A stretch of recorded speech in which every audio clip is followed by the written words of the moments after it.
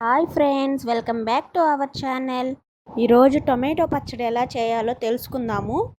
ముందుగా పావు కిలో టమాటాలను తీసుకొని సన్నగా కట్ చేసుకోవాలి.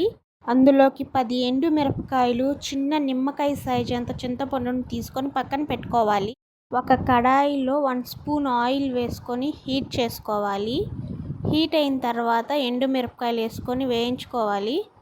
ఎండుమిరపకాయలు వేగిన తర్వాత చిటికెడు మెంతులు, 1 స్పూన్ ఆవాలు, 1 స్పూన్ ధనియాలు, 1 స్పూన్ జీలకర్ర వేసుకొని వేయించుకోవాలి.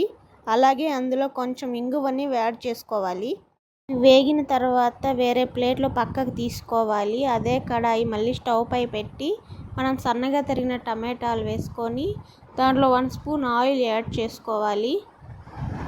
అలాగే ఇందాక తీసి పెట్టుకున్నటువంటి చింతపండుని కూడా వేసేసుకోవాలి. ఉప్పు తగినంత వేసుకొని ఆ టమాటాలను గుజ్జుగా ఉడకపెట్టుకోవాలి. అది చల్లారే లోపు మనం ముందుగా వేయించుకున్న మిరపకాయలను మిక్సీ పట్టుకోవాలి. దానిలోనే చల్లార్చిన టమాటో గుజ్జును వేసుకొని జస్ట్ 1 సెకండ్ గ్రైండ్ చేసుకోవాలి. అంతేనండి, టిఫిన్లోకి కానీ లేదా రైస్లోకి కానీ టేస్టీగా ఉండేటువంటి టమాటో పచ్చడి రెడీ అయిపోతుంది. Thanks for watching.